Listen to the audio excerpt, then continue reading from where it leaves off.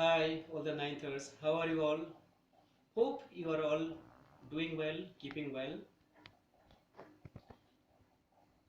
From today onwards, we will be actually entering into our learning. Obviously, you're talking about geography, and the first chapter of your geography is the our Earth is a unique planet. Our Earth is a unique planet. And to go with this, we will be following this particular way of proceeding. The entire chapter has been divided into some subtopics. You can see the number one. It is we have to learn the various features that make our Earth a unique planet. You will find if you have got the book on page number 3. Secondly, there are some scientists and geographers who have contributed for the progress or development of geographical thoughts and concepts. Third, we have to also learn about various evidences that prove that our planet, our Earth, is a spherical heavenly body. And finally, we will be coming to know that this spherical heavenly body has got a particular term which is known as geode. Fifth one, there are some important features that makes our Earth a unique planet. We will be discussing in details. Number 6, one of the very important feature of our Earth is the ecosystem. You have to know about its definition, and of course there is a diagram given on page number 9, figure 1.9. We have the only one satellite of our Earth, that is the moon, and we should also know some features of the moon and why life is not possible on moon.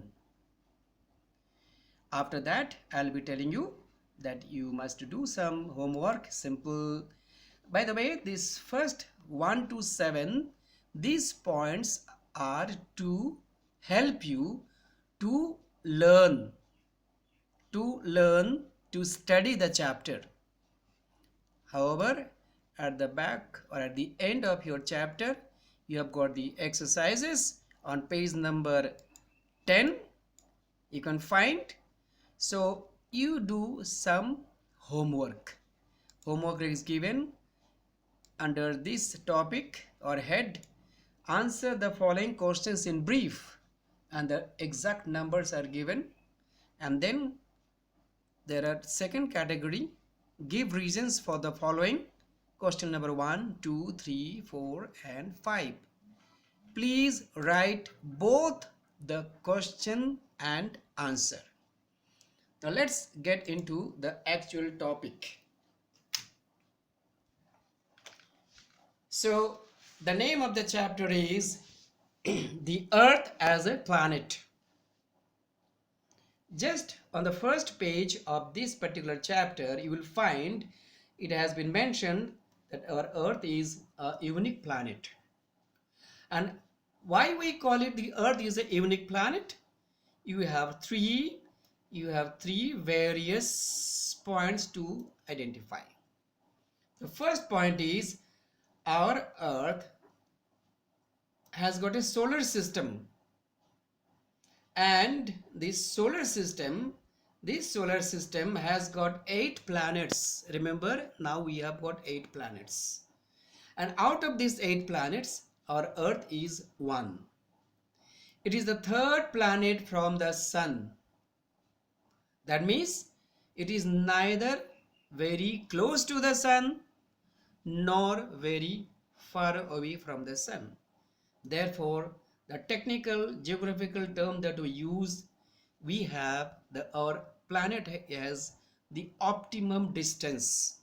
That means appropriate distance from the sun, which helps for Earth to have or be the only planet that supports life. With all these 3 points, we can call our Earth is a unique planet. Dear children, we will proceed. We will be again in a very elaborately we will be discussing about why we should call our Earth is a unique planet. On the first page of your book itself, you will find that there are some scientists and geographers who have contributed for the development and the progress of geography. Various geographical thoughts, concepts, theories, etc. Now, among them, there are so many names are mentioned in your book. Among them, the most important one I found in the beginning of the book is Aristotle. Now listen, regarding these scientists and geographers, what you have to study, you have to remember these 3 important points about this. Who is he? Where is he from? Means country, state, nation, his nationality, or, and finally, what is his contribution to geography? So first, Aristotle is a very famous philosopher. He is a Greek, and his contribution to geography is Earth to be a spherical body. He is the first one who had speculated, gave us the idea that the Earth is a spherical body. After that, we have Aristarchus.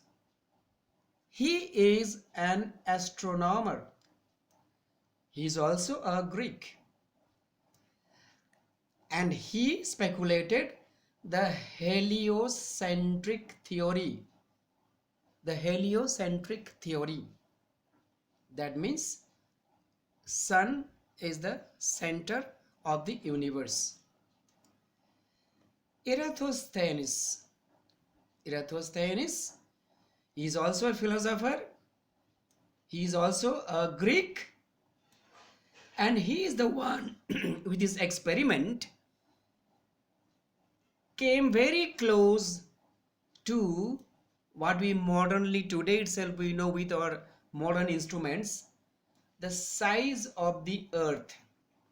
He is the first one who had determined the diameter of the Earth by his experiment. You do not need to know all these things in details, but you should just know his contribution to the geography is that he is the first one who had calculated the size of the Earth. That means how big, what is the diameter of the Earth. It was very close to proximity. Aryabhatta, we must be all proud of him because he is the Indian, he is a mathematician, he is the Earth, solar and lunar eclipses, and he is also known, everybody, those who are good in mathematics will know that he is the one who has also given us in the mathematics the decimal number system. Then this particular word Ptolemy, Ptolemy, not Ptolemy, he is Ptolemy. Ptolemy is a mathematician. He is also a Greek, and he is the first one who came with a theory that our universe is geocentric. That means Earth is in the center and the rest of all the planets and heavenly bodies are moving around it. Obviously, that was not true, but that was a theory long back. Nicholas Copernicus, he was an astronomer, he was a Polish, and he is the first one who gave the modern astronomical theory very concretely and strongly came out that the sun is the center of the earth. Johannes Kepler. Johannes Kepler was also an astronomer.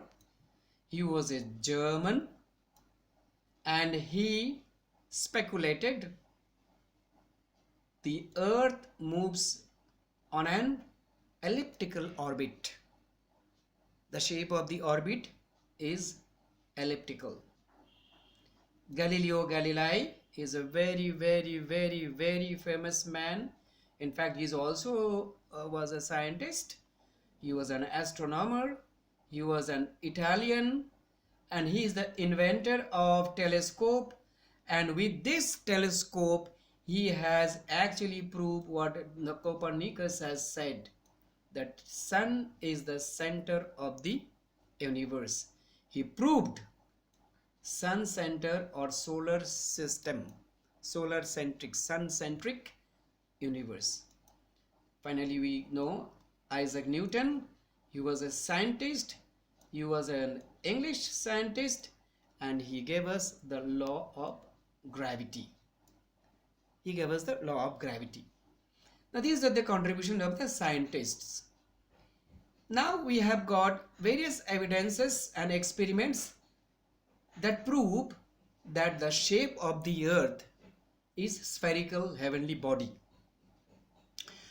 In your book, if you find, you will go, there are evidences on page number 5 and 6.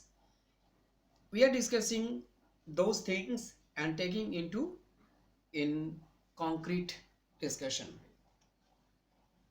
The first thing is the time of sunrise and sunset is different all throughout the world.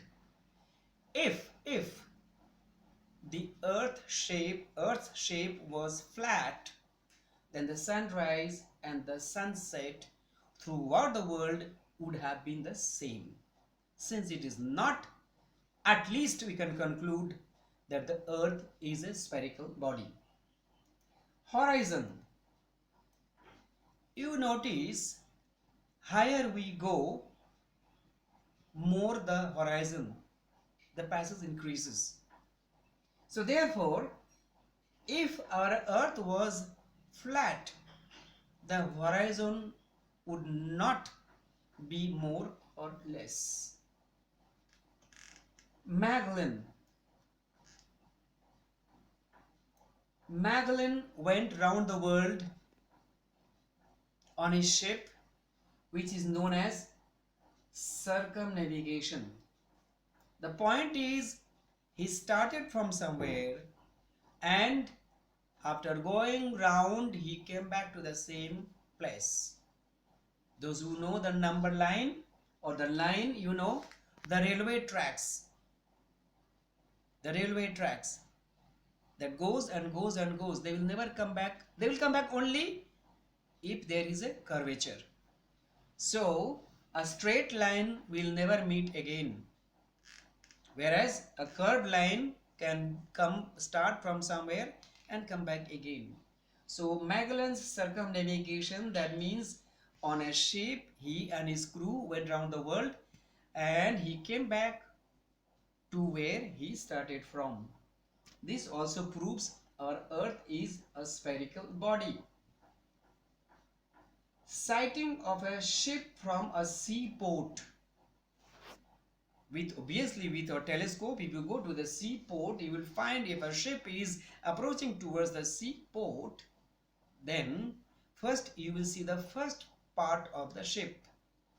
Rather, before that you will see the mast of the ship, and then slowly the first part of the ship is called the hull, and then finally after some time you will see the entire ship coming together. So step by step, little by little, we'll see a ship approaching towards seaport. It proves also that earth has a curvature. It's a very famous experiment, Belford Level Canal experiment. In fact, he had This is the man Belfort. He had taken 3 poles, placed the poles in 3 different places, having the more or less the same distance. And then from far he tried to see the top of the top those poles through a telescope, and he found the middle pole is little projecting out. Again, it proves if Earth didn't have a curvature, then obviously the middle pole would not project out. Dear children, due to time constraint, we want to cover the entire chapter. We cannot elaborately discuss everything here, but I can just tell you how to go about it. Find out on page number 5 and 6 if you have got a book. If you don't have, also those who have, ask them to take the pic and send to you and find out. Lunar eclipse is a very good observation, great observation. During lunar eclipse, you know that the earth comes between the sun and the moon comes, earth comes between sun and the moon. And the shape of the earth, the shadow of the earth falls on the moon. The shadow of the earth falls on the moon. In that particular shadow, you will find there is a curvature. So this is a very, very important observation the scientists have made, that the lunar eclipse concretely tell that our earth is spherical in body. Aerial photograph. All those astronauts, those who had gone to the space, they have taken photo from there, and even now it's very clear that if you take a photo from the space, you will find our earth is round in shape. And position of the pole star. The pole stars angle from the earth from different places have got different angle. At the pole star is exactly at 90 degree. Whereas if we come away from the pole towards the equator, this angle keeps on decreasing. Now finally, we say our earth is spherical in shape. What is the actual term? What is the actual term? What is the shape of the earth? The shape of the earth is a Greek terminology we use called geode, which is oblate spheroid. It's not exactly like a football round. It's not exact round. It's called oblate spheroid. What does it mean? 2 points. It is bulging out at the equator, and obviously it is flattened or compressed at the poles. Then we have got various reasons to call our earth is a unique planet. On page number book 7, 8 and 9, you will find elaborately it has been explained. Our earth is the third from the sun, which is having the optimum distance. That means it is neither very far, so it is not very cold, it is not very close, not very hot. So it has got the appropriate distance, because of that temperature is also present, and due to which earth can contain life. Earth is the only planet that has got hydrosphere. Earth is the only planet that has got atmosphere, and this atmosphere has got those type of gases, and their ratio is very, very important for the living beings to survive on the earth. We have got enough amount of oxygen for the animals to survive, and we have got enough amount of carbon dioxide for the plants also to survive. After that, earth is the only planet that has got the appropriate lithosphere. My dear children, this hydrosphere, this atmosphere, this lithosphere, all we will be discussing in the next chapters. Each topic has got a chapter. So in detail we can discuss. And finally, this is the main thing that we'll be talking about. The uniqueness of our planet Earth is that it has got a biosphere. Life exists. And this biosphere can comprise hydrosphere, atmosphere, and lithosphere too. All three. Finally, we have got another thing called ecosystem. What is an ecosystem? It is an interaction between living organism and non-living components. That means animal, plants, as well as the so many non-living components also. So it is their interaction.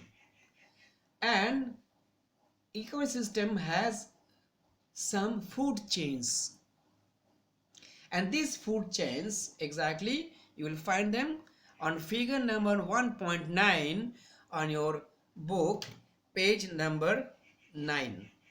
Ecosystem definition diagram you will all find on figure number 1.9 on page number 9. Of course, this is an old book, last year's books I'm talking about. Many of us, we have not yet got the new books. And in the food chain, you will find there is a producer.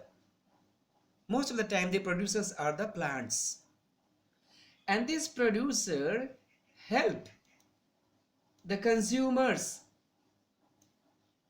The consumers eat, live on, we say, live on producers. The consumers are of two kinds. There are herbivores, that means those who eat only the plants, and these consumers are also eaten by another second type of consumers we are called omnivores. That means they can eat the producer, live on producer, that means the plants. They can also live on the herbivorous animals. There are detritivores. That means they live on some rotten things. And finally, all these consumers, detritivores, again they will be once again decomposed. They will die out, and then when there will be decomposition, all the elements that they are made up of will go back to the soil, and again the producers will start. So this channel, this changes is always there. So you have to know about the food chain. Finally, the last topic of this particular chapter is the moon. And regarding the moon, you should know these following important points. It is the only natural satellite of the earth. Our earth has got only one natural satellite. Moon's gravitational pull is too weak. Most of you know it is just 1/6 of the earth. There is an extreme difference of the day and night temperature. During the day, the temperature is 270 degrees Celsius, and during the night, it is minus 173 degrees Celsius. Therefore, you can imagine the difference is almost 400 plus. Not almost, it is 400 plus. Now, in this kind of difference of temperature, no living being can exist. There is no water. Therefore, life is not possible. There is no atmosphere. Also, because of this, life is not possible. But another problem, if you know that one of the main features of the surface, the crust of the moon is having so many big ditches, craters. It is all because there is no atmosphere to protect the meteors. Meteors in the universe, they fall. And if they fall on the moon, they go directly and make big ditches or craters. Dear children, with this we have come to the end of this so called our real chapter wise teaching session. Now you must concentrate on your homework. Remember, your homework is this. Write down in your geography homework copy, both side ruled, normal copy, as you do your homework in the English or language, same copy. There is no special copy is required, both side ruled. And you will find in the page number 10 there are exercises of this particular chapter, and this particular chapter you are expected to write not all the question answers, only there are few subject is called questions under this heading. Like first answer, the heading is answer the following questions in brief, and see the number is 1 4 5 8 9 12 13 and 14. Please write both the questions as well as answer. See, both the question as well as the answer. And then again, please read the heading. Give reasons for the following. Give reasons for the following. And there again you write 1 2 3 4 5. Very important information. These questions, okay, are only for homework.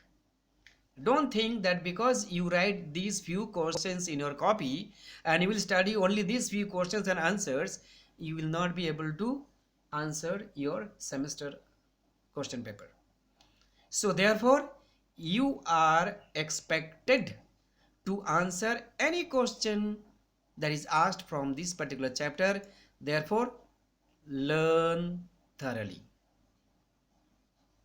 With this, we come to the end of this lesson.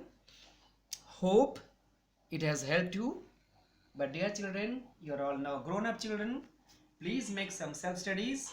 So you study, and if you have any doubts, any question, please put in the comment box. We will try our best to help you out. Thank you so much.